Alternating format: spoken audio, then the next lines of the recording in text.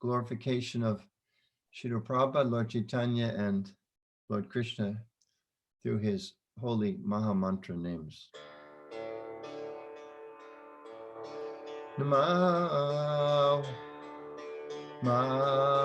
Om Vishnu Padaya Krishna Prestaya Bhutale Srimate Bhakti Vedanta Swami Nityanamide Namaste Saraswati Deve Gauravani Pracharine Nirvisesha Shunyavadi Paschachade Satarine Shri Krishna Chaitanya Prabhu Nityananda Shri Advaita Gadada Shivasadi Gaur Bhakta Vrinda Shri Krishna Chaitanya Prabhu Nityananda Shri Advaita Gadada Shivasadi Gaur Bhakta Vrinda Shri Krishna Chaitanya Prabhu Nityananda Shri Advaita Gadadhara Shivasadi Gaur Bhakta Vrinda Hare Krishna Hare Krishna Krishna Krishna Hare Hare Hare Rama Hare Rama Rama Rama Hare Hare Hare Krishna Hare Krishna Krishna Krishna Hare Hare Hare Rama Hare Rama Rama Rama Hare Hare Hare Krishna Hare Krishna Krishna Krishna Hare Hare Hare Rama Hare Rama Rama Rama Hare Hare Hare Krishna Hare Krishna, Krishna Krishna Hare Hare, Hare Rama Hare Rama, Rama Rama Hare Hare. Hare Krishna, Hare Krishna, Krishna Krishna Hare Hare, Hare Rama, Hare Rama, Rama Rama, Hare Hare. Jaya Prabhupada, Prabhupada, Prabhupada, Prabhupada. Nitya Gora Haribo, Haribo, Haribo, Nitya Gora Haribo.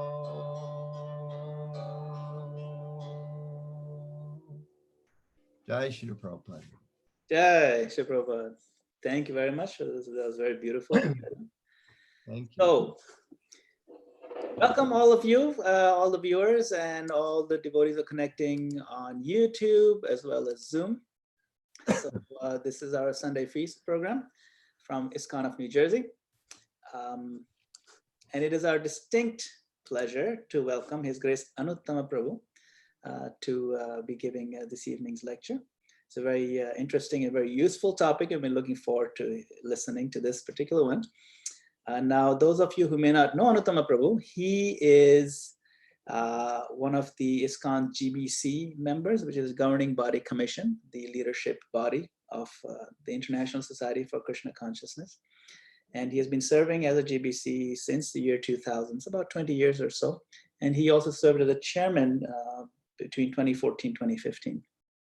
His zonal assignments include Delaware, Maryland, Washington, Illinois, Missouri, some parts of West Virginia, Eastern Pennsylvania. So Anuttama Prabhu, he was a college student in Michigan State University and University of Michigan, studied political science. And in his exploration of spiritual life, he came across Krishna consciousness and he joined ISKCON in Denver in 1975. And he's pretty much dedicated his life to spreading Krishna consciousness since then. In 1983, he became president of the Denver Temple. And under his supervision, the Denver Food for Life was established, and they're distributing 10,000 free meals to the needy and homeless every month. They also, had big festivals, the 40-foot high Rath Yatra cart parade and Govinda's buffet. And it's still going on. It's a very beautiful temple. And besides, of course, his GBC duties, Anuttama Prabhu serves as the international director of communications for 20 years plus. And he's a regular contributor and senior editor of ISKCON News. He's written many articles on the ISKCON Communications Journal and interfaith publications outside of ISKCON. He's also been interviewed as a representative of ISKCON at BBC, Fox News, ABC, even Larry King Live, and Washington Post. Anuttama Prabhu is very active in religious freedom initiatives and leads ISKCON in networking, government, non-government organizations. He also teaches a number of very important courses. In fact, under his leadership and under his direction and under his vision, some very incredible courses have been developed. ISKCON Leadership and Management course, the ISKCON Communications course, the Guru Seminar, and of course, the ISKCON Disciples course, which most of you may be familiar with, that you have to take. And at some point it was thought that, well, how is it possible to, have a course that everybody required to take it before getting initiation? And sure enough, ISKCON has implemented it, and it's one of our foundational requirements now for initiation. And that was all under, his guidance and his the push for it. So maintaining and improving the standards within ISKCON. So, I mean, there's a lot more that can be said about Anuttama Prabhu, but I don't want to take up all the time. So with that, I would like to request Anuttama Prabhu to lead us into today's program. Let's see, I'm trying to unmute. There you go. Go ahead. Thank you very much, Hare Krishna.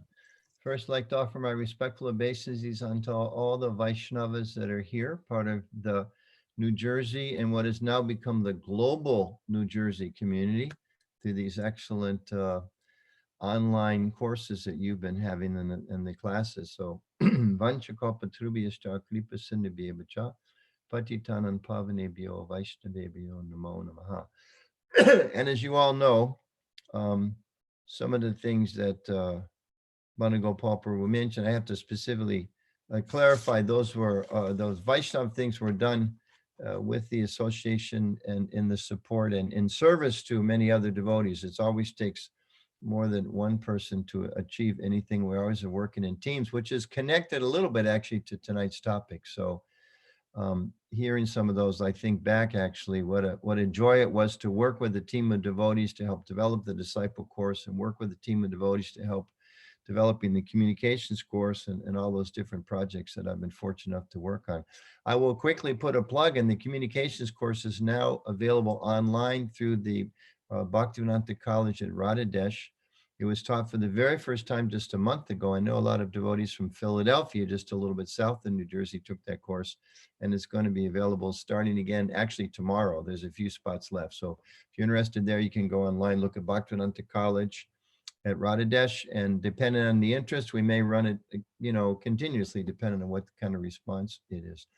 Also want to mention it's kind of like, it makes me want to just flip through the list of names and faces here at the top of the screen, as you all know, using these Zoom conferences, and you can see all of the really wonderful souls that are out there. So I'm very grateful to be in your association and honored to be able to speak, especially knowing, as I looked at the recent speakers and speakers to come, it's like, it's kind of like the who's who of ISKCON speakers. So I know that They have a high degree of expertise in getting people to speak. Somehow or other, from what I understand, they couldn't fill this week's spot, so they gave me a call. So I'm pleased to be able to also try to share a few thoughts. Neelamani Prabhu in particular asked me to speak about the importance of good communications. I think because he, not so much because I know what it's all about, but he thought at least I have some things to say about it. So he was trying to make it easier for me, but it is actually something I feel strongly about. And I'm happy to share a few thoughts of some of the things that I've learned. And I'll be perfectly honest about this. I probably taught the 4-day ISKCON communications course. I lost track many, many times ago, probably 25 times online now. If you count that, I don't know how many times. And I often think going through that class when we're talking about how to listen better, how to respect other people better, and some of the things I'll talk about, I always think I must really be the most challenged communicator in all of ISKCON because I'm the only one in ISKCON who's had to take that class so many times. Most people take it once or twice. I've taken it 25 times, and every time I'm going through it with the students, I learn and remember something else. So I'm honored to try to share whatever little bit I can. So on this topic, actually, I was thinking, well, traditionally we always start with a verse. So what verse should I start with? So a couple different verses came into my mind. I thought, well, there's the wonderful section in the Bhagavatam about the Prachetas and how they cooperated together so well.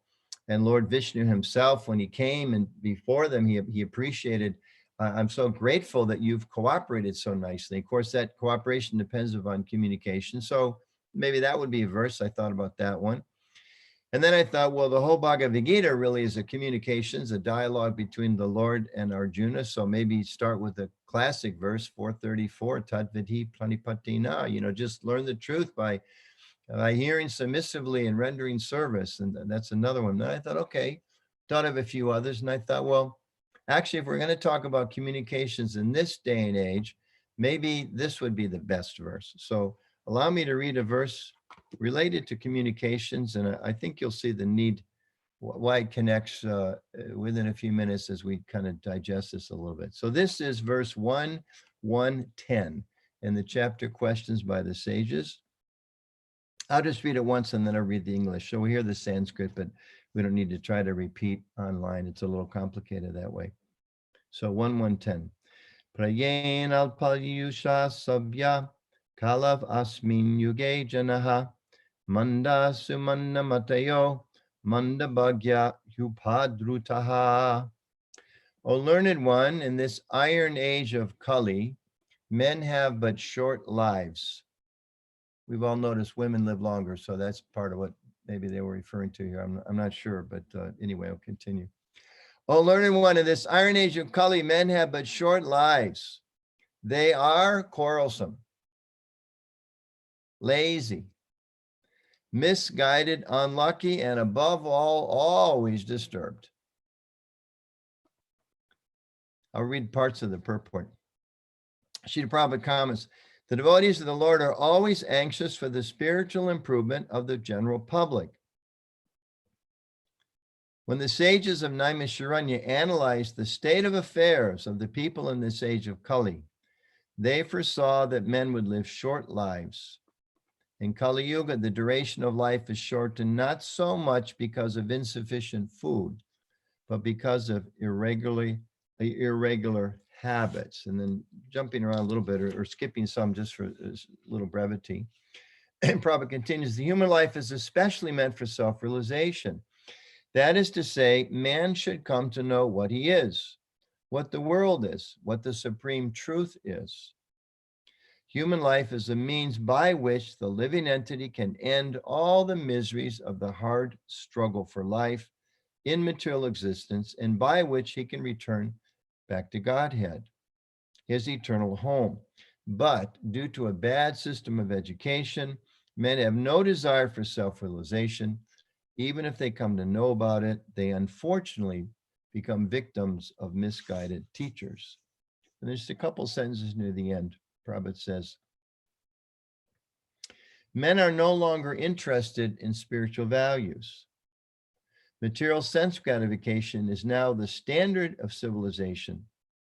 For the maintenance of such material civilization, man has formed complex nations and communities, and there is a constant strain of hot and cold wars between these different groups. It has become very difficult, therefore, to raise the spiritual standard due to the present distorted values of human society. The sages of Naimisharanya are anxious to disentangle all fallen souls, and here they are seeking the remedy from Srila Sutta Goswami. So it's not a very flattering comment on all of us and the world in which we live, but it's rather clear. Repeating, O learned one, in this iron age of Kali, men have but short lives. They are quarrelsome, lazy, misguided, unlucky, and above all, always disturbed. You know, sometimes people say, you know, looking at the way they look at text these days, oftentimes, you know, sometimes I think that, you know, they look at historical texts and say, why is this so men-centric? Why doesn't it say women? I would say this is a good verse. If you're in a woman's body, this is a really good verse that you weren't mentioned. I don't know if it doesn't mean it applies to you, but this is one you should feel confident and comfortable that you weren't mentioned. So at least for the men, maybe for the women, it's a difficult time because we have short lives, we're quarrelsome, lazy, misguided, unlucky, and above all, always disturbed. So why do we need good communications? Well, this verse, I think, highlights some of that because we are quarrelsome by nature in this age. We quarrel. People quarrel over the simplest things. I remembered just a little while ago, I was downtown Washington, D.C., where I do some of my communications work. I went to some event on Capitol Hill before they were having, you know, before everything was shut down due to the COVID pandemic. And there was some people marching. It was a small march, maybe 100 people protesting. They had some red signs, and I can't remember who was the pro-Trump side or the anti-Trump side, but either way, there were like supporters and people against. One side carried red sign, the other side had black signs, and they were walking down the street together, yelling their slogans. And the counter protest had kind of amplifiers, and they were countering with their slogans. And I was thinking, wow, is this Kali Yuga? There is no conversation going on here. There was no dialogue going on here. And they're speaking and, you know, yelling their slogans. The last thing this group wants to do is hear what they have to say or give them any benefit of the doubt. And with their counter protests, they have no interest in hearing what they have to say. They're just shouting at each other. They're shouting over each other. And my goodness, this is the lovely things that happen at the seat of our government. These are the way the citizens interact. Thank God the government officials don't act like that with each other. Ha, ha, ha. Actually, we see from the top to the bottom, it's all quarrelsome and people are so often, as it described here, always disturbed. So there's a tremendous need for us to learn how to communicate better as individuals, with our friends and our families and our kids and everybody else we have to interact with devotees, certainly, because we're trying to develop spiritual communities, and perhaps even especially, but maybe I think it's especially important as individuals, as devotees, and also especially in that we have a mission. We're trying to share Krishna consciousness with others. That depends upon our ability to communicate with people. So because of this age of quarrel, the slightest provocation, there's miscommunication. And then there's quarrel. And sometimes, unfortunately, there's violence. And on a larger scale, it turns into war. And oftentimes it's something very, very insignificant that builds up and builds up and builds up and becomes a major, major crisis, whether it's within a marriage or whether it's, you know, between friends. You know, sometimes you hear about people, you know, when they're older, they're ready to leave this world and they're asking, you know, somehow, can you bring my son back? We haven't talked for 20 years. And I just like to, you know, tell them I still love them. They carried hurt in their heart for so long. Or sometimes, you know, wars break out and you go, well, what did it boil down to? Well, somebody misinterpreted some message. Some diplomat said something that they shouldn't have said. That was misunderstood. And then it escalated, right? They always talk about escalation. I also remember recently being downtown Washington, D.C. I was walking on the street on another day, and there were two cars right at a corner, and one had kind of stopped going this way, and the other had stopped going that way. And the drivers were outside of the cars, and they were just yelling at each other, like not like, "Hi, Joe, how you doing? Hey, pull over and let's go have lunch," but yelling and screaming. Why did you stop? And don't you know how to drive? And well, who the heck are you? And I was thinking, okay, this is America, the land of freedom and personal weapons. And I hope nobody pulls a pistol out of their glove compartment, because it was escalating. It was escalating. So it is the age of quarrel. It is the age of hypocrisy too, and so much provocation escalates in this particular time. So therefore, we need good communications. We need to bring down the temperature, just like it's described through a spiritual process. We bring down the fever of material life. So good communications also brings down the fever of this tension and this quarrel. So a couple different other reasons why. One, we need to communicate well, because it's the age of quarrel and things are by nature ready to heat up. So we have to, it's a dangerous situation. It's not that it's the age of love and trust, it's the age of quarrel. So without extra effort, conflicts will come. Two, it's important for us to remember we're practicing bhakti yoga. So we may think, well, I'm a devotee. Why do I have to communicate well? Well, let's see. Shravanam Kirtanam, what's that all about? There's 9 process of devotional service. So what are the 2 first ones? Hearing and chanting. Oh, that's interesting. That kind of comes into play with communications, doesn't it?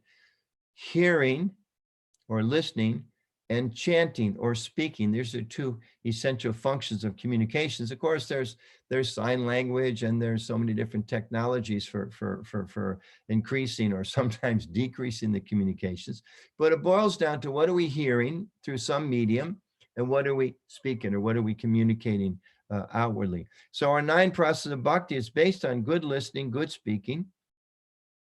And if we're not able to hear the Shastra, if we're not able to hear Guru, if we're not able to hear seniors, if we're not able to hear the holy name, if we're not able to hear from the Vaishnavas, or if we're not able to chant or to speak nicely the Lord's name, if we're not able to speak nicely the Lord's teachings, if we're not able to repeat what we've heard in an appropriate way, as Prabhupada taught us according to time, place, and circumstance, then how can we effectively practice bhakti yoga? We really, really can't. That's the second reason. Third reason it's important, we're not only practicing bhakti yoga, we are practicing bhakti yoga following Sri Chaitanya Mahaprabhu, who we all know came here to teach everybody to go into the mountains, to sit in a cave and meditate, right? No. What did Lord Chaitanya come to do? He came to teach Sankirtan. So it's kirtan, but Sankirtan, all together in community, not silent meditation, not individual bhajan, not individual japa mantra meditation, but coming together.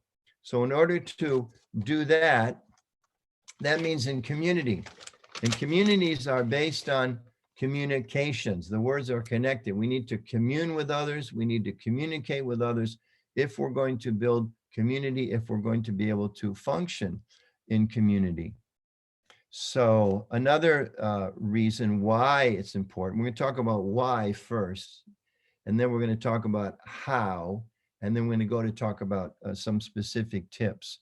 So a fourth point, and there's many, but a fourth point about specifically why we want to communicate effectively is that as devotees, we have a mission, which is to not just become Krishna conscious, but to share Krishna consciousness. And the first of 7 principles or purposes that Srila Prabhupada gave for our ISKCON society, he said one, it's a beautiful, beautiful expression, to systematically propagate spiritual knowledge to society at large and educate all peoples in the techniques of spiritual life in order to check the imbalance of values in life and to achieve real unity and peace in the world. That's our mission. That's our purpose. It's so beautifully stated.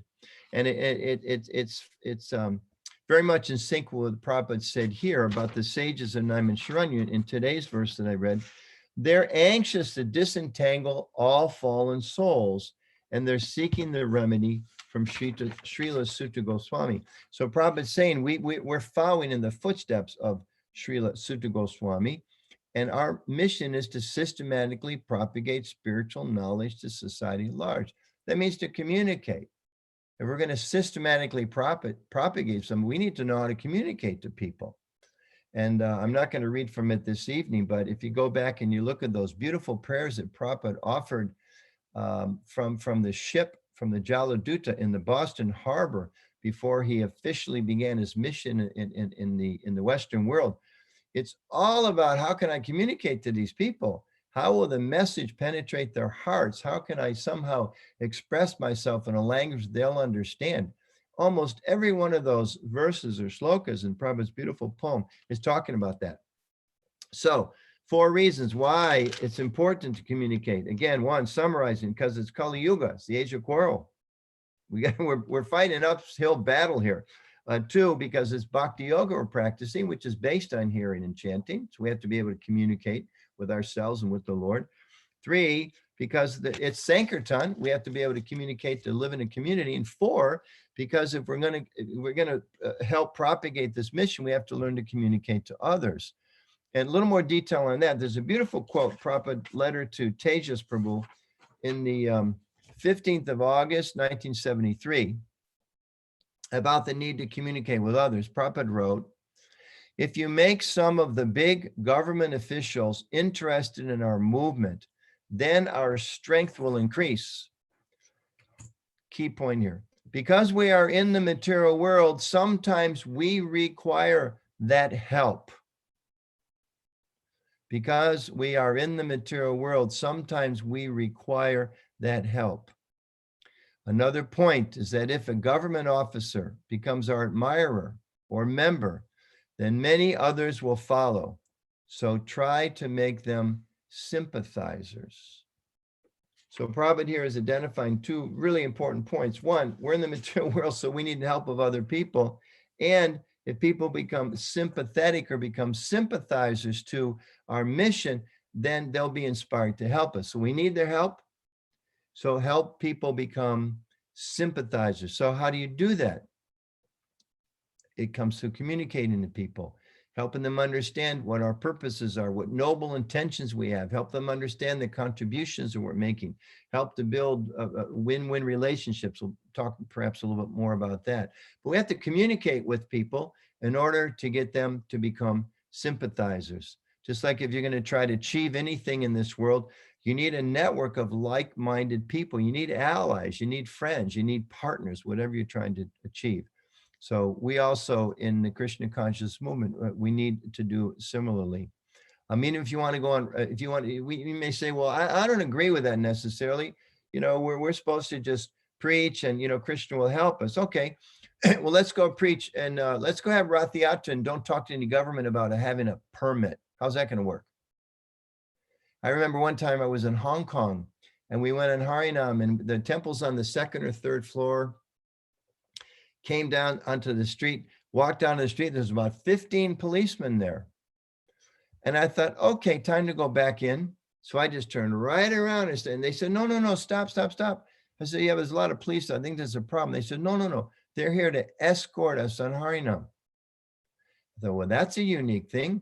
And it was very wonderful because we started Harinam and there were 2 or 3 policemen a half a block ahead, and there's a couple of policemen across the other side of the street and a couple behind us. And when we went and we stopped in a particular place, they all kind of moved off, 100 steps or so, just to keep the peace and to make sure everything was, we are valuable citizens, and they're helping to facilitate what we do and what our contribution is to that country, to that city.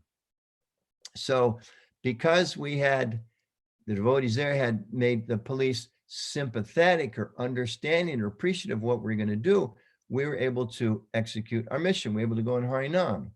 If we're going to distribute prasadam, there's health departments out there. If we can't communicate with health departments, how are we going to distribute prasadam? So similarly, if you look at practically every aspect of anything we do. You may say, no, we're just going to stay in the temple and chant japa.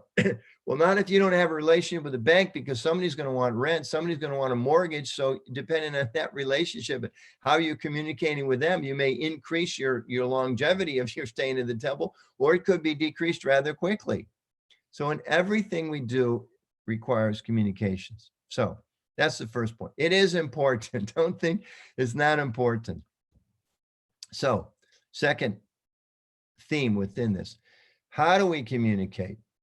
How do we communicate? So I'd like to highlight a couple things really as prerequisites in order to be effective communicators. And again, this is as devotees who are looking to propagate the Krishna consciousness, as devotees looking at better relationships among ourselves, or as just citizens of the world or human beings trying to have better relationships with our neighbors, our friends, our co-workers, and all the people we interact with.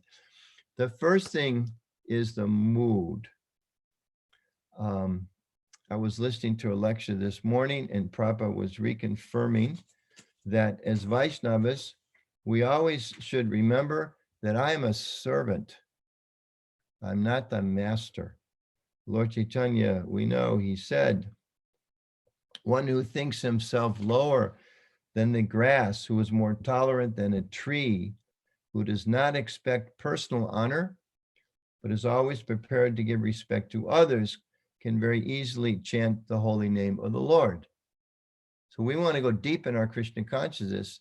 Lord Chaitanya said we can only do so if we are tolerant, if we don't expect honor from others, and if we're prepared to give all respect to others. So in other words, we can't really go deep in our Krishna consciousness, again, if we don't know how to communicate with others in the proper mood. So the mood has to be, there's a prerequisite that I'm a servant. I'm a servant of God.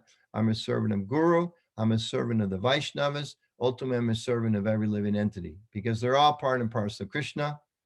And if I'm the servant of Krishna, I'm the servant of his parts and parcels. So first, prerequisite to understand our position as a servant. We know if we're proud, it's very difficult to hear, isn't it? If you're proud, why should I hear? Well, who's giving class? She's giving class? Come on, you want me to sit and listen to her give class? I raised that person in Krishna consciousness, etc. We can think like this. And then it all gets blocked. It all gets blocked. I was preparing this class, and about halfway through, I was thinking, okay, actually, I talk about this stuff a lot. This should be pretty easy. And I immediately thought, stop. This is my mind. This is illusion. This is Maya. And I paid obeisance to Prabhupada, the fact, Prabhupada, whatever my mind tells me, without your mercy, without Krishna's mercy, I'll just go blank, and nothing will come to my mind. Nothing, no intelligence will be awakened. So knowing that we're a servant, and also knowing that we are dependent upon Krishna's mercy. I was listening to a lecture this morning. Prabhupada was emphasizing this again. He was saying that we must always remember and think of ourselves as a fool. And Prabhupada specifically said, if you're learned, that means you understand you're a fool.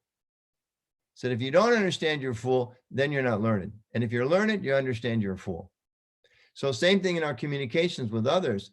If we come into any kind of relationship, any kind of communications opportunity, so proud of what we know, and everyone should listen to me, and what do I have to learn from others? And that's going to be very difficult, very difficult communications, very difficult relationship. So one, remember ourselves that we're the servant of others. Two, if we're going to communicate effectively, again, we're talking about mood here, we have to be willing to put our own self-interest in mind, to put our own self-interest aside, put our own self-interest aside. And this actually is the essence of the whole bhakti tradition. It's the essence of the Bhagavad Gita. In the beginning, Arjuna, again, listening to the same lecture series, Prabhupada's talking about every morning, we listen to Prabhupada's Bhagavad Gita lectures in London. And he's emphasizing that in the beginning, Arjuna had his self-interest. Krishna, I don't want to fight. Those are my relatives. Those are my guru, my grandfather, my plans, my victory. How can you, Prabhupada was talking about how if you win, and all of your friends and family members can't enjoy it with you, what good is it? So Arjuna was making all these different arguments based on self-interest. But when he was willing to put his own self-interest aside and understand what Krishna's interest was, then he could hear, then the communications really went deeper. And then he could actually, in the Gita sense, understand what his ultimate personal benefit was. So in a similar way, if we are too self-interested, it's very hard to have good communications or good relationship with others. You know, if we think about it, even in our ordinary life, if you think about people that you know who have not mastered the tendency towards being self-centered, not that not any of us have, I certainly have not, but sometimes people that have a little further to go in that regard, or that a little more self-centered, we've all had those kind of conversations where the person we're with, another person, just you try to have a conversation, is like it's all about them. Me, me, me, me, me, me. I did this, I did this, I did this, I did this, I did this. And you know, those are the most boring people in the world. And usually, often those people don't have a lot of friends, which is really sad because it becomes like kind of like a self-fulfilling prophecy. They're so dependent on trying to get attention, they push themselves more, which turns other people off even more. And then the relationships go south, and then they become upset and they become even more clingy. And it's very unfortunate. So if somebody talks about themselves a lot, or somebody who's self-absorbed, they're always angry. They're always going to make, you know, people have to hear what they have to say. It's not helpful in a relationship. So we have to understand that I'm a servant. We have to remember and understand that I have to at least practice not being self-centered, but to think about others' interest. And if those two things are there as a foundation, then we can move forward with good communications. Now, Madam Gopal Prabhu, I don't know if you should put this on YouTube, because I'm going to teach everyone a secret mantra that can only be known to the listeners of this class. But you have to take it very, very deep. And if you do so, I promise you, your communications will improve twice, 10 times, 100 times, maybe 1,000-fold. So raise your hand. I can see a few of you. Do you want to learn this mantra? Some of you know it already. You're such expert communicators. So here's the mantra. It's only 3 words, right? Hare Krishna mantra, Hare Krishna Rama, right? It's just like that, 3 words, okay? They're not Sanskrit, but they're still powerful, okay? Everyone, you can hear and then repeat. Needs, interests, and concerns. You can please write that down if you have anything, or record it in your smartphone ever. Needs, interest, and concerns. This is the communications Maha Mantra, right? We have the Panchatattva mantra. We have the Hare Krishna mantra, so many different mantras. This is the communications mantra, needs, interest, and concerns.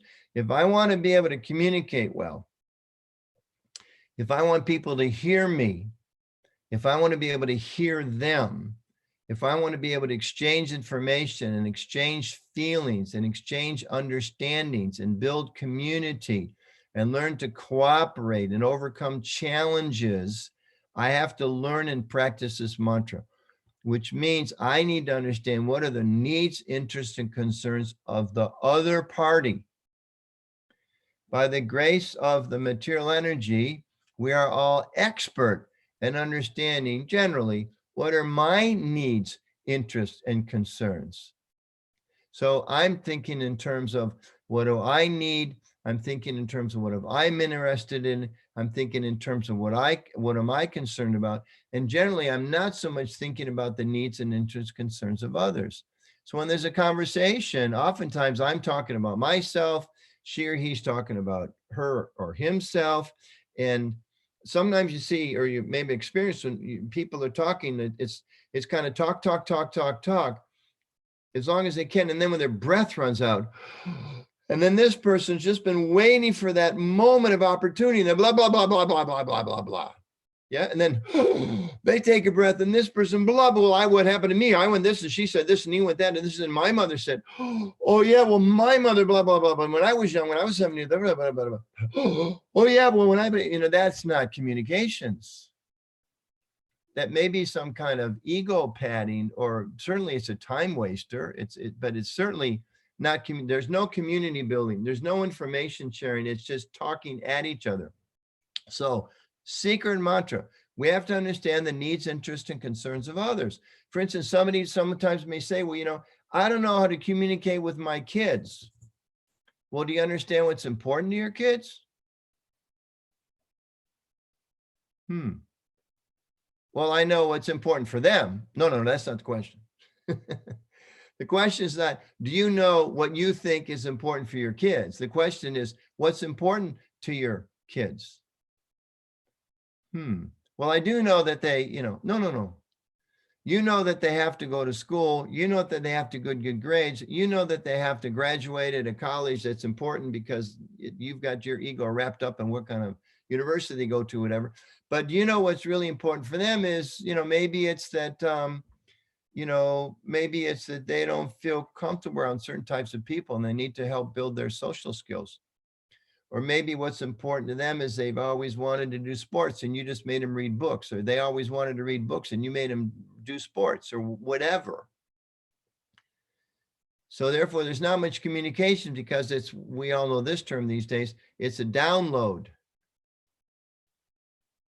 I had an experience, and God bless him, and his ashes went into the Ganges, so I'm sure that Krishna took care of him. But I had a personal growing up experience with my father. He had a way of, I guess he was trying to communicate, but as a young person, it's very frustrating. There would be some discussion, and sometimes he would get disturbed over that, being a person who was a little subject to the disturbed nature of Kali Yuga. He would make his point. He would stand up in a frustrated mood and walk out of the room right when it was my turn to talk. And that was a little disturbing to me, being a person in Kali Yuga who's also disturbed. And then he would walk back and say, and another thing. With that's what they call one-way communications. And we are all sometimes victims of that and sometimes perpetrators of that. Because we know what we want to say, we know what we want to get done, but we fail to stop and really consider what are the needs, interests, and concerns of others. So this is true whether it's with our kids, whether it's with our spouse, whether it's with your boss. Sometimes you may think, well, my boss is really difficult. Maybe some of you, your boss is not, but oftentimes everybody has a bad day. The boss is being really difficult today. Well, stop and think, well, what are their needs, interests, and concerns? Did they just get chewed out by their boss? Are they worried because maybe the finances department are going to be cut back? Are they concerned about, maybe they've got a teenager who's having trouble at home? Maybe if we become a little more empathic, understanding to what they're going through, what's important to them, it'll be a little more productive. I had experience when I first moved to Washington, D.C. It's almost like I can't believe this is true, but it's a true story. A devotee who was living in the temple at that time, he came to see me in my office. He said, Anuttama, I understand you're going to be new communications here. I said, yes. He said, I want to play a tape for you. I just had a phone call, the woman who's in charge of Rath Yatra in Washington, D.C. I'd like to play it back for you. See what you think. I said, sure. I thought, why is he recording a phone call with somebody he's trying to get a permit from? So long story short, he starts talking. She says what the requirements are. He says why we shouldn't have to follow those requirements because after all, we're Christian devotees. She says, I'm sorry, you're going to have to follow. He says this. He starts yelling. She starts yelling. It gets heated. And then I can't remember which party hung up the phone at each other. And that was the end of the tape. I thought, okay, Krishna, I guess now I'm starting to understand why you had me move to Washington, D.C.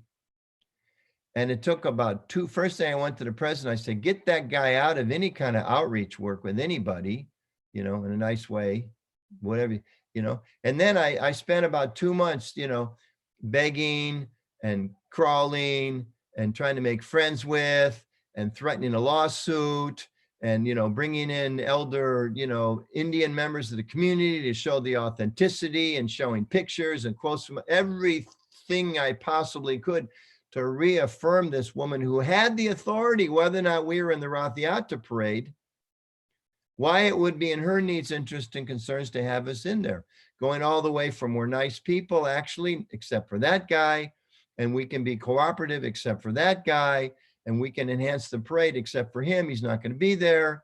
And by the way, you don't want to waste a lot of time and money in a lawsuit, because we could say you're doing this on the basis of some kind of cultural bigotry or whatever. We had to use the sweet and the stick both.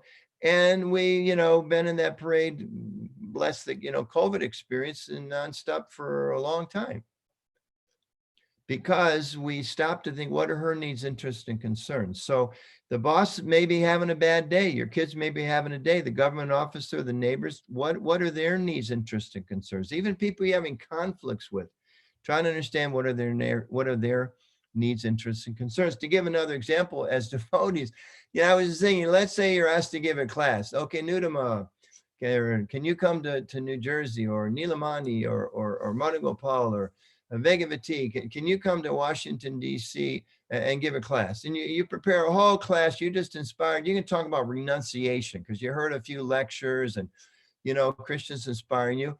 And you walk in and you realize, wow, this is a really interesting group of devotees. This is the new mom's Saturday afternoon Krishna conscious meeting. And there's about 15 young ladies there in their 20s and 30s. And they all have a child with them ranging from about 3 months to 3 years. And you got a talk planned about renunciation. Not going to work. You might give a great talk based on your needs, interests. Like, I am inspired to talk about renunciation, because that's what we all ought to do. Not for this group of people. You're not going to be an effective communicator because you didn't stop and ask a simple question. What are their needs, interests, and concerns? And if you did, you would have talked about some different things. You might have talked about Krishna, Mother Yashoda. You might have brought a few pictures. I mean, we've got like the most, the Christians also have a theology understanding Jesus as the Son of God. Some say God, but anyway, and Mary, they have, I think even some of our paintings done by Vaishnavas, sometimes they model some of those after some of the, the Christian centuries of gorgeous, beautiful Christian art, about this deep theology about the love of God and the mother of God. It's wow, that would inspire some young mothers, I think, and they would connect with that. So there's wonderful, deep things we can talk about Krishna from any angle. But if we're going to communicate effectively, we have to understand what are the needs, interests, and concerns of the audience. In a similar way, let's say you decide, oh boy, I blew it last week. I was not ready for that class about the young mothers and renunciation. And luckily, there were no questions after the class, so I was able to get out of there quickly. But now I've understood. Now I'm going to prepare a class about what it means, motherly love and Krishna consciousness, and maybe understanding that, people are really, most of people live in the Grihastha ashram. I'm going to talk about peacefulness in the Grihastha ashram, and you show up. This time you invited Mayapur. It's a wonderful class. And you didn't really do your research, and then you realize that you're speaking. Prahlad Nanda Maharaj brought together all the sannyas candidates. And you're ready to give them an hour and a half talk about peacefulness in Grihastha ashram based on the example of the Lord. And it's like, nice topic. Those are spiritually advanced people because they're going into the sannyas ashram. They'll be gracious. They're going to get something out of your talk, but you could have done much, much better if we took the time to understand what are their needs, interests, and concerns. So it really is an essential point. If you're having a problem with somebody, check yourself. Stop and think, well, what do they need? What are they interested in? What's important to them?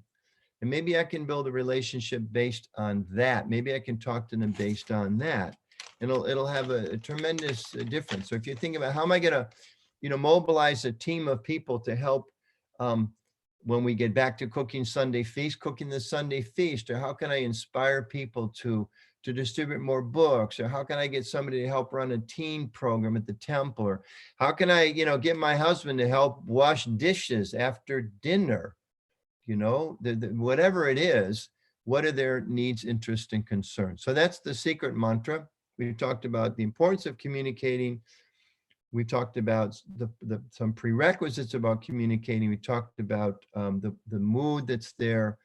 And we talked about how it's important for us to have this mantra in our minds. Now, some practical tips, okay? And there's a long list, but I'll just touch on a few. First of all, if you want to communicate, we all tend to think communication means I have to be able to speak better. Communication starts with listening better. If you think about it, if two people are talking, who's in control of that communication? Let's say two people are having a dialogue, discussion, let's say. One person's talking and one person's listening. Who's in control of the communication? Well, the one who's talking, right? Because they're, whatever they say, they're in control. No. The person that's listening is in control. Well, how's that? Because they either open their ears or close their ears. If they open their ears, it's going to be effective communications. If they close their ears, there's no communications. So again, how do we get them to open their ears, understand their needs, interests, and concerns, talk and communicate about things that are relevant to them? They will be, as the expression goes, all ears. You talk about what you need, what you want to talk about, it's not going to work. So you have to find some mutual grounds there. So practical tips: learn to listen better. Some of you have taken classes or seminars on reflective listening. Keep practicing. It's something I have to work at every single day. If you haven't done it, reflective listening, sometimes called empathic listening, take a class, read a book, somehow or other, figure it out. If you haven't had that kind of training, you need it. You cannot really be an effective communicator. You cannot really maximize your family relationships, your preaching, your community leadership, your temple leadership, if we don't know how to be a better listener, particularly reflective listening. So that's a specific style of listening. Spend some time and learn it, or a particular technique. Another couple points to good listening. Real simple things. Your mother's been telling you this since you were 3 years old. Do not interrupt. Any of you heard that recently? Do not interrupt. Don't interrupt me. Don't interrupt. Please don't interrupt. Please don't interrupt. Okay, so learn that's a good thing. Improve our community. Don't interrupt others, and don't let these things and these things and everything else interrupt you. If I'm trying to have a conversation or meeting with somebody and she or he is constantly going, oh, ding, ding, ding, or this or that, or, I got to answer the doorbell, or somebody's, that destroys good communication. So do not interrupt others, and don't let other things interrupt the communications, especially if it's something meaningful. If you're just walking through, where's the house keys? Okay, and then the phone rings, not a big deal. But if you're having a more important, in-depth, meaningful conversation with someone, don't allow it to be interrupted. The other thing is be aware of your own body language. An example we used in the communications course, a classic one. Some of you are old enough to remember this in the presidential elections, if you ever watched those things. When George Bush, just as one example, George Bush Sr. was running against Bill Clinton, there was one town hall, and he was then, President Bush, was repeatedly looking at his watch. There's a town hall full of people, millions of people out there in TV land listening. And Bill's just kind of, he's a real people connector kind of a person. Bush Sr. was a real heart person in some ways, but not as good a communicator or connecting with people. And he's looking at his watch. Now, if you're out there just watching me, every couple of minutes I'm checking my watch. Okay, what kind of subtle messages does that send? Kind of means like, I'm in a hurry. I got to get out of here. I got more important things to do. Maybe even I'm bored. If you're running for president, well, these days things are a little topsy-turvy, but in general, you got to be careful of what kind of messages you send in any situation. So be aware of your body language. Are you looking at people? Someone's trying to talk to you and you look right. You remember from your mom also, or your dad, look at me while I'm talking to you. Teenagers, right? It's like, gee whiz, what's the message? Mom, I want to get to the mall. I do not have time to talk to you. I can't believe it. What is the body language there? You're trying to, so be aware of our body language. Be open when people are talking to us. Look at people and don't interrupt and all these things. Sit up straight. Okay, so that's some points about listening. When we're expressing ourselves, speak clearly, try to be concise. Don't be carried away with your emotion. I mean, we're all emotional beings, but don't let the emotion overwhelm what we're trying to say. And be very, very careful, especially if there's some kind of disagreement. Don't use accusatory language. I'm on a couple boards right now. They're in discussion with a couple other boards, and it's all about how do you tone down the letter so it doesn't sound like we're accusing them of something, because that's all they're going to hear is, oh, you accuse me. Everything else is going to go right over their head. You know, you didn't do this. Oh yeah, well, this is what you didn't do. All the efforts about trying to build rapport and work together get lost. So be very, very, very careful about any kind of accusatory or blaming tone. It doesn't work. If we want to express, you know, here's how I feel about something, it's another little art about a way of communicating. I'm feeling a particular way. When this happens, this is how I feel. We should and can express our feelings, but be careful how we do so. And I'll borrow something from Braj Bihari Prabhu as we near the end of our little talk here. Braj Bihari, in his teachings about mediation, something really wonderful that I think is quite profound. We should remember, we know what our intention is when we say or do something. We cannot understand the intention of others.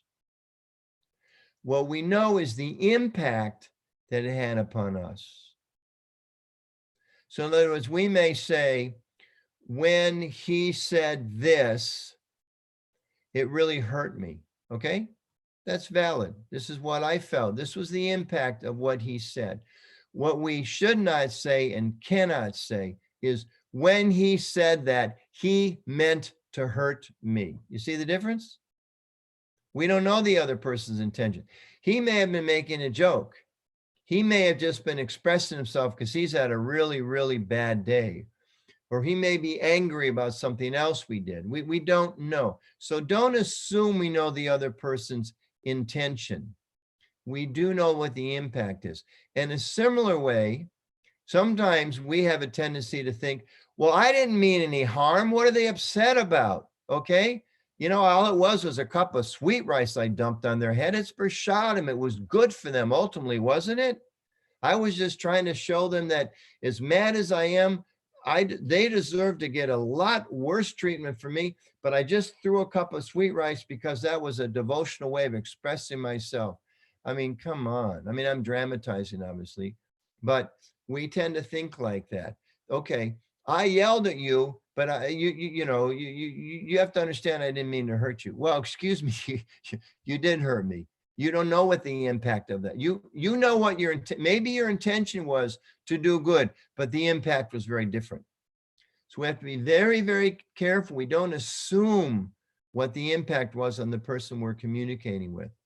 In the same way, to assume that hopefully our good intentions, if it has some negative effect, that they should understand what our good intentions are. Okay, so be very careful about those two things. What my intention and what's the impact on them. And ideally, we should be careful to see, okay, I'm intending to good, so let me make sure the impact is good, which goes right back to our secret mantra. If I understand their needs, interests, and concerns, then the way I communicate will much better chance of having a positive impact on them.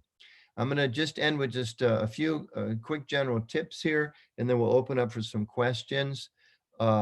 These are actually from the course also, where we talk about how we can build communities by better communications. So again, the same things are true in our professional lives, in our personal lives, in our social lives, in our devotional lives.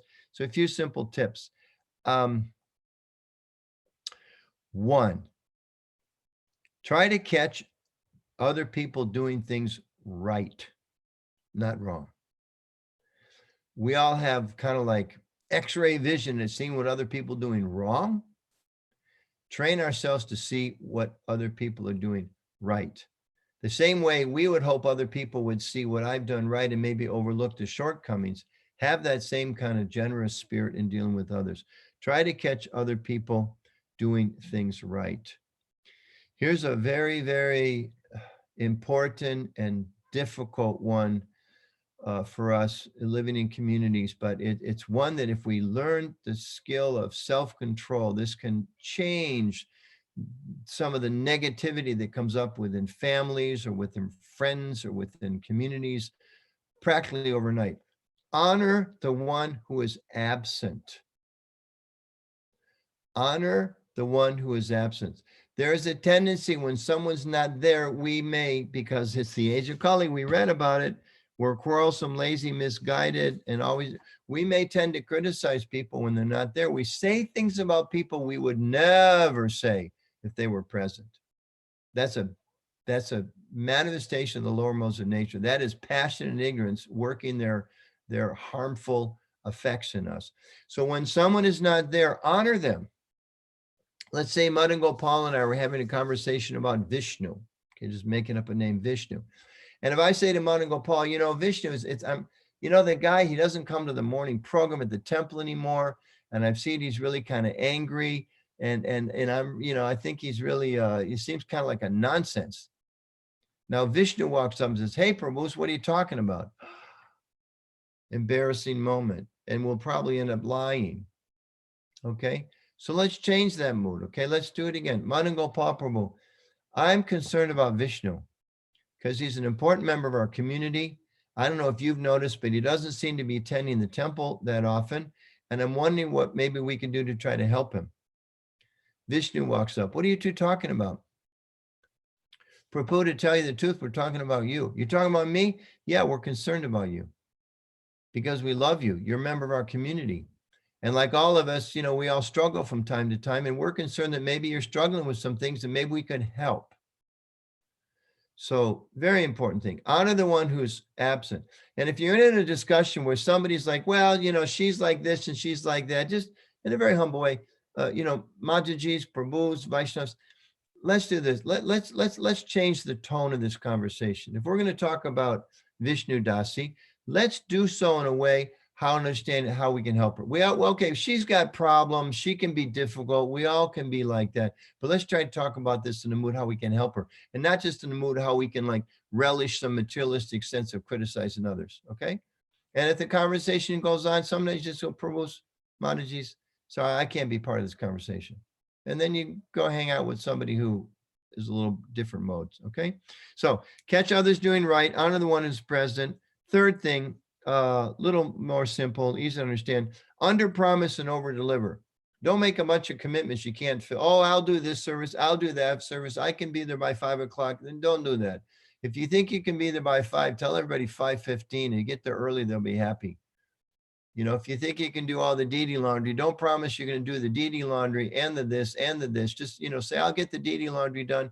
If you've got extra time, you get the kitchen laundry done too. Wow, wonderful. People are very, very grateful.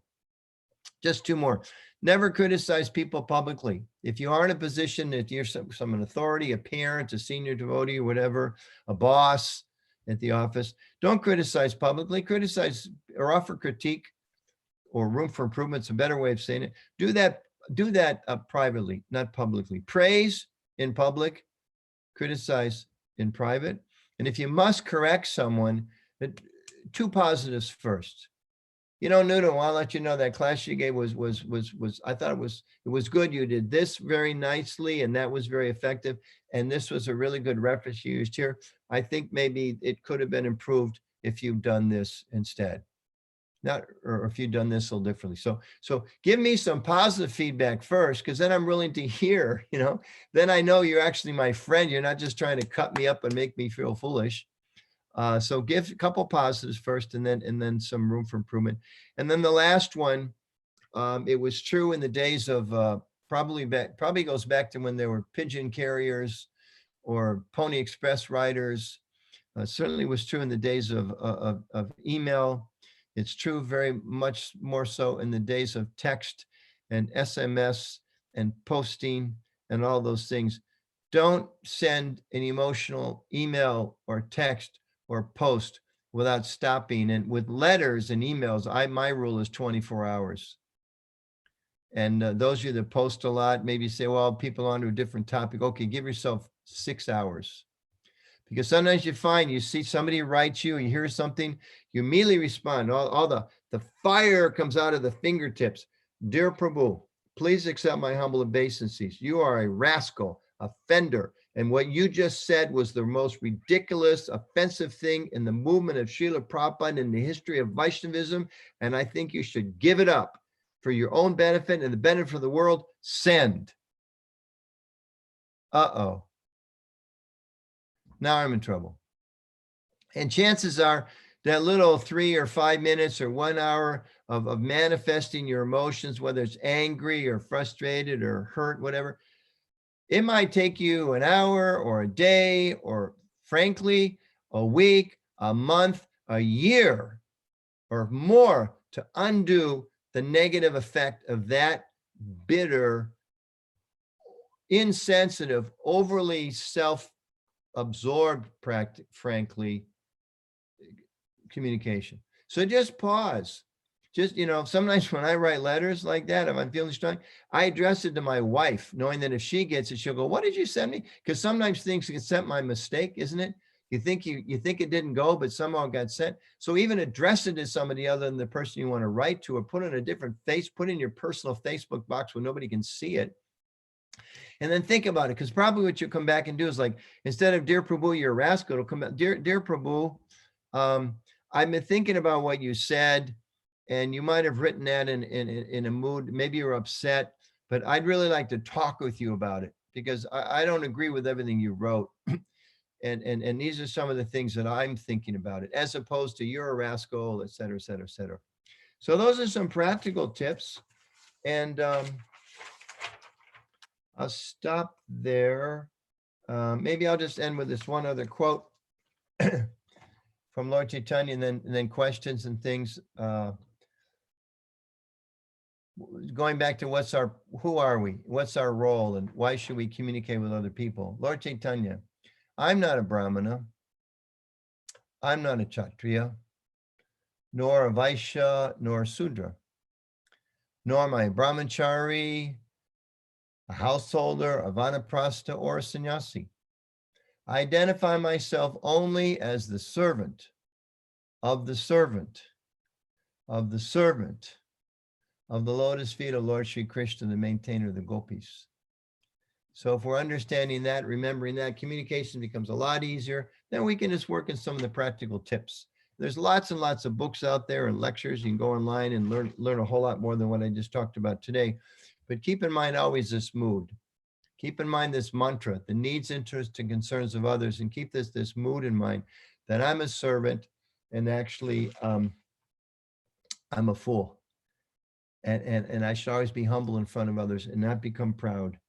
And remember that in order to really make advancement in Krishna consciousness, I have to develop the mood of a servant, and I have to work in cooperation with others for my life to be successful, and for our community to be successful, and for our mission to be successful. So I'll stop there. Thank you very, very much. Appreciate your patiently listening.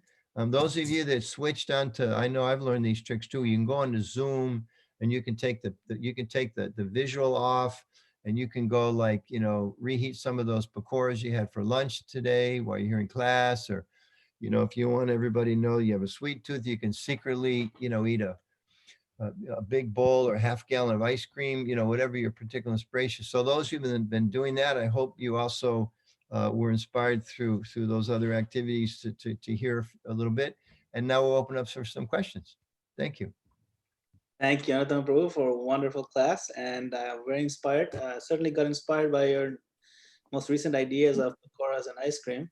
But it was there's so many. Glad you got something out of my class, Madan Gopal Prabhu. Thank you. There's so many jewels that you have shared with us in the whole hour. And I've already got some comments on the chat box asking for the YouTube link, because everybody wants to watch it again to take the notes. So very valuable. Thank you. We have some questions. So I'll request the devotees here. So the first one is from Raman Suri. So go ahead, Raman Prabhu. Hare Krishna, Prabhu. First, I want to check if you're able to hear me properly. Very clearly, Prabhu. We only see the letter R, which stands for renounced and ready to serve Krishna at every moment, I'm sure, but we can hear you quite well. Feel free to share your video if you like, Raman. Yeah, there's no need to. There's no need to. I'll just say just something funny. Let me just mention, it just makes me think of this. I saw an article when the shutdown was first happening, and it mentioned, people selling clothes online, at least they're able to sell something. The shops are closed, but there was this big spike in people selling blouses and shirts, and nobody was buying skirts or pants or slacks because everybody's online. They're working from home. They got to look good from here up. So, if you don't want to put on your video, we won't ask any questions. It's fine. Thank you, Prabhu. I turned on the video. Before I go ahead, I wanted to thank you as well as Madan Gopal Prabhu and Neelamani Prabhu for organizing this class. As Prabhu echoed a lot of wonderful points. I may have a two-part question here. For the first one is, you talked about needs, concerns, and interests of others. And this is a topic when we are asked to speak or give a lecture, let's say during a Sunday feast class, we often don't know who the audience is, and it's a mixture of new people as well as senior devotees, maybe sometimes.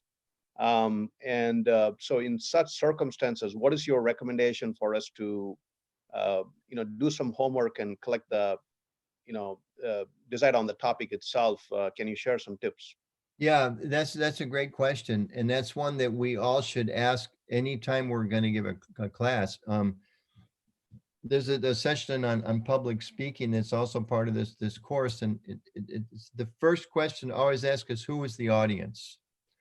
Because you may be speaking to one temple, let's say whatever you regularly speak at, Towaco, and you're used to a certain type of audience. You go to another temple, could be a very different audience. So to always ask who is the audience up front is very, very important. And sometimes it is a mixed audience. Well, let's say it's not a mixed audience. So it turns out that, well, this particular week is youth week, and we're expecting a lot of teenagers to be there.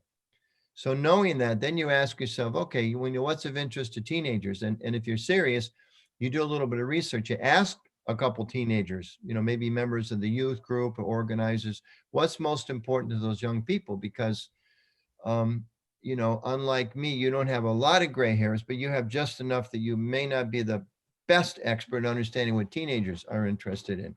So, like you said, do some research on that. Find out who it is. And particularly if you're asked to speak at some, group, or let's say you're asked to go talk at some community group on behalf of the temple.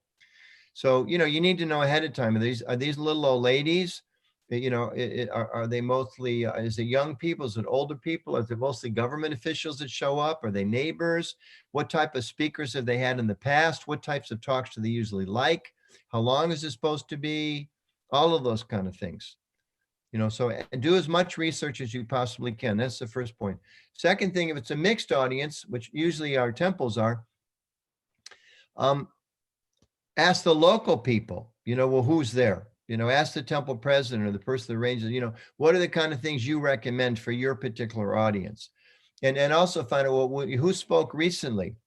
Who spoke, so maybe like Anuttama say, oh, I think, maybe I'm inspired to talk about book distribution.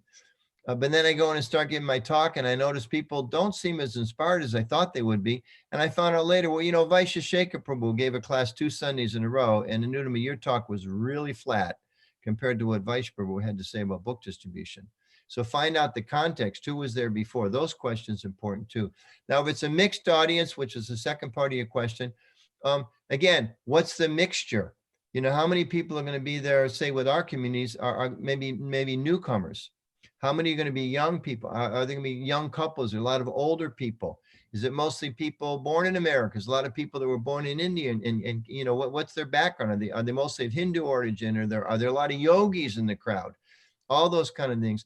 And if it's a mixed bag, I think a little bit, you try to think of using examples that are going to touch with different people. Use an example that the yogis might use. Use an example that you think the young people might use. Quote some slokas, because that's definitely going to address a lot of brahmacharis there. We always want to quote some slokas. A lot of brahma, you want to especially quote some slokas. If there's a lot of people that are out working in the world, okay, you might want to talk a little more about, what's going on in the world and how Krishna consciousness relates to that. So find out the audience, do your research about them. And if it's a mixed audience, put in a few things that are appropriate for all the different subgroups as best you can. Thank you. Thank you very much. And My just second one final thing, and you know, I don't want to overemphasize our own needs, interests, and concerns, or the others. We also, it should be something you're also inspired to speak about. You know, choose a topic that's relevant to them, but also one you're inspired to speak about. Okay. Okay. Thank you very much. Thank you. you. Good question. The second part question I had Oh, was, this is a two-part. Okay, go ahead. yeah. The second question I had was, you talked a lot about being a reflective listener and a good listener. Personally, I find this challenging. I'm not talking generally speaking in devotee setup, but even otherwise when I'm at work and when especially people talk for like a long time, like 25 minutes, 30 minutes, and they are very verbose in nature. It's hard to grasp on what they are saying sometimes. If you have any tips on that as to how we can become an effective listener. Yes, definitely. Here's a few small ones. First of all, set a timeline for the meeting and set an agenda for the meeting. So someone says this, you know, comes in just, and don't be kind of like bushwhacked. You know, some days even talk about, don't even have your desk facing the hallway. So people walk by and look in, oh, I noticed that you were free. I just take a few minutes of your time, which usually is not a few minutes of your time. So, you know, even physically positioning yourself. Somebody comes in to talk to you. If you don't even, it's physical body language. If you don't stand up, it's like, well, I'm kind of busy, but okay, you've got a minute or two because I'm still sitting. If it's a more serious conversation, get out from behind your desk, go out and sit down and talk to them face to face. So you're really demonstrating those kind of listening skills. If someone does have a topic, set a time on it. You know, well, I'm busy now. Let's talk tomorrow. I'm free from what's the topic? Well, the topic is, you know, I really need your advice on how to work with a new client. Well, that sounds, boy, we need at least a half an hour for that. So set a time limit, right? And boss, I'd just like to talk to you about, you know, my family's growing. I think I need a little more support. Okay. And then they come in and the first 10 minutes they're talking. So you say, you know, a Bill or Rajiv, you know, we have 30 minutes scheduled for this talk. We're already 10 minutes into it. So let's get to the point. Now, if you haven't set a limit, they go on and on and on. And then, you know, you finally go, you know, right, the time's up. Well, boss, I didn't even get to it yet. Like that. So set a time limit, set an agenda. If it's a bigger topic, set another meeting later, and don't allow yourself to be ambushed by unimportant things. Those are just a few things. All right. Thank you very much. Thank you, Prabhu. So we are very short on time. We can take maybe one more question, but I would like to request all the devotees to please stay on because we're going to announce all the upcoming speakers for the rest of the weekend. We have a fantastic lineup, so please do not leave too early. So we can have one more question from Santosh Chaitanya Prabhu. Santosh Chaitanya Prabhu, go ahead. Hare Krishna Prabhu. My question is about the devotee communication.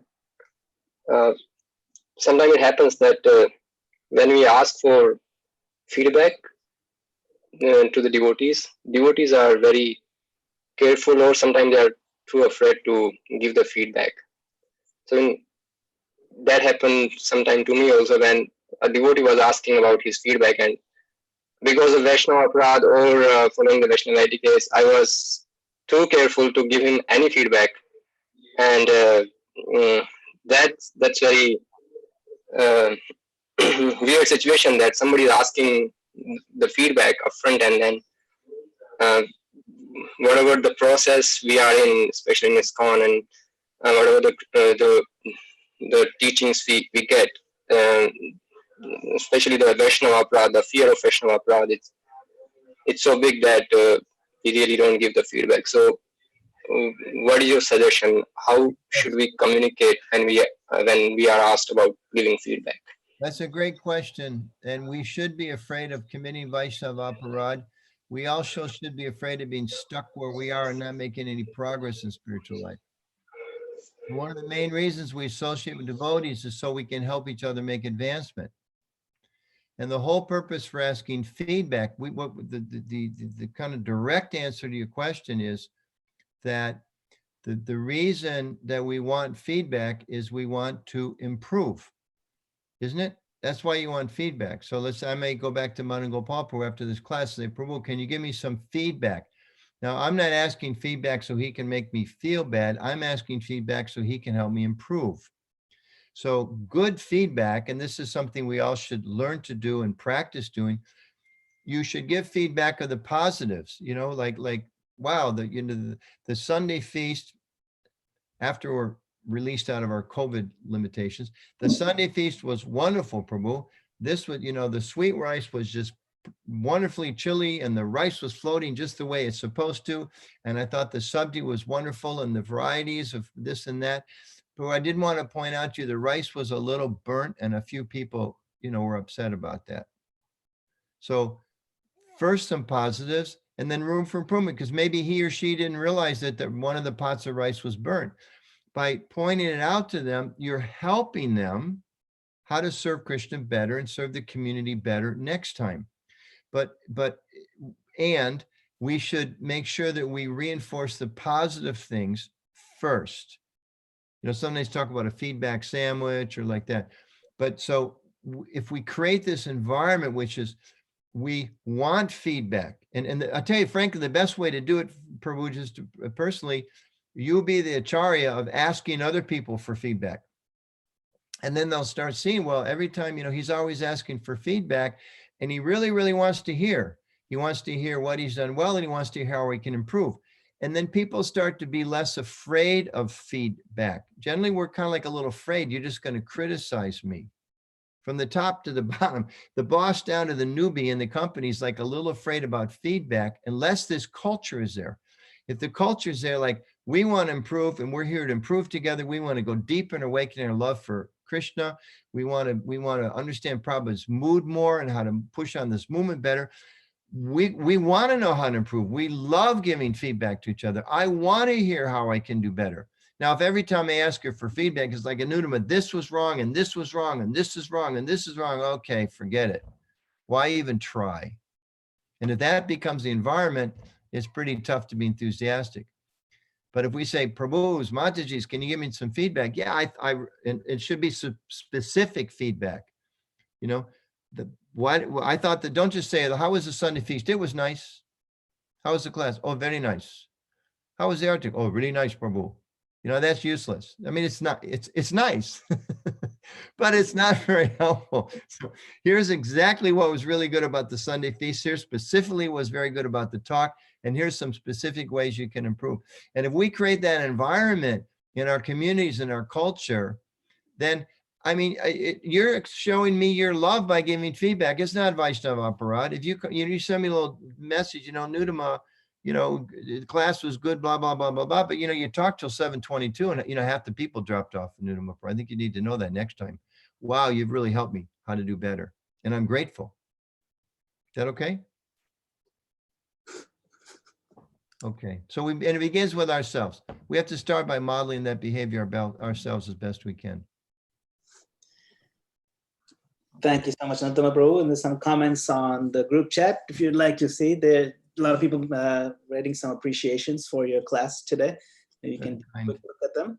I'm just going to share my screen and make some announcements for the upcoming week. So, spiritually surcharged evenings. We've been doing this for several weeks now, and our audience has really appreciated the different variety of speakers that we're getting, and we have some real gems. We've already had some wonderful speakers so far and some wonderful ones coming up. So this coming week, May 18th to 24th, Monday, Wednesday, Friday evenings at 8 p.m., His Holiness Jai Devotee Swami is going to continue his lecture series on the first canto. Haribo. And then Maharaj is also here in the audience with us. He's also one of our regular audience members.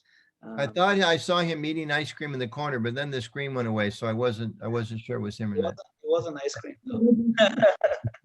And then Dandavats. Leela Devidas is also, she's in the audience today, I saw her, and she'll be speaking on Tuesday.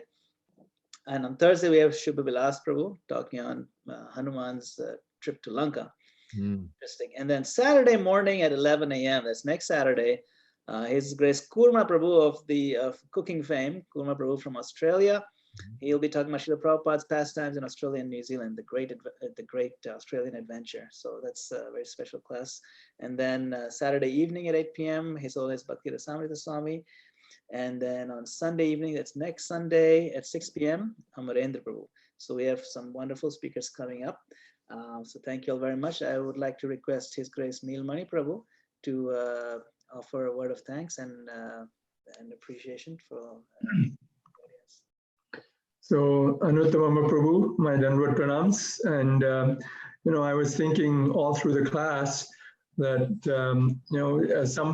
somehow or other people just get into the roles that they're just ideally suited for. And just the way you present, the way you communicate, I cannot think of anyone that I know in ISKCON that could be better suited for the position you are as kind of global minister of communication. So it was just amazing. And I've had the good fortune of attending one of your courses, the ISKCON leadership course, very memorable time, great sense of humor, great sense of just practical tips, and so much information was shared in such a wonderful way that you can really retain it and appreciate it. So I really want to thank you for coming on our Sangha this week and just speaking with us all. I am sure many of you who haven't, many of our audience who haven't heard you actually present a class and so forth, got a little bit of a taste for what it means to be a good communicator and the importance of communications and how to really get your ideas and thoughts across. So anyway, I'm deeply indebted. It was not true at all that we could not, we had to use you as a substitute, all the way along. Yashoda Dulal Prabhu was especially saying, we have to get Anuttama Prabhu on, we have to get Anuttama Prabhu on. So, we're at fault for taking so long to get you on, but we're very happy that you joined us today. Thank you so much, Prabhu. Thank you, Prabhu. Thank you for modeling some of the things that I spoke about. You said so many nice positive things publicly in front of everyone. So please email me the room for improvement and any criticism, and you'll have fulfilled the whole circle. Okay. And thank you for Mother Rukmini also. She is there. She's the real inspiration, I'm sure, and she's attending as well. And she's a veteran of this particular channel, and now so are you, Anuttama Prabhu. So thank you to both of you for gracing our occasion here.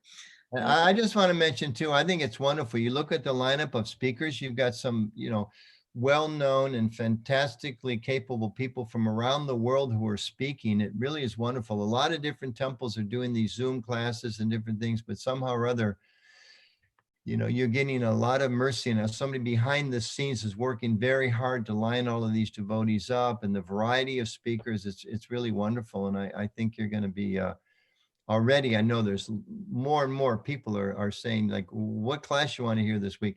I want to go into the Towaco class. I want to go to the New Jersey class. And I know all of us that it's also good marketing. I think Manu Gopal is not only communicating, it's good marketing, because hundreds of people now are just waiting in line to go visit that gorgeous temple behind him. And I know it's only a matter of a few days, and I'm looking forward to coming. It is a beautiful temple. It's very inspiring. And we all look forward to being with you then, as well as all these online exchanges. So thank you. Thank you very much. Thank you. And speaking of the background work, I want to thank Yashoda Dulal Prabhu, who's been really doing a lot of background coordination, contacting and staying on top of these things. And kudos to him for pushing this particular channel and getting such a variety of wonderful speakers. Thank you, Yashoda Prabhu. And now I'd like to request if any participants would like to just say a quick Haribol, you can unmute yourself. And as we wrap up the weekend and the evening, you can just say a quick Haribol and thank you. Hare Krishna.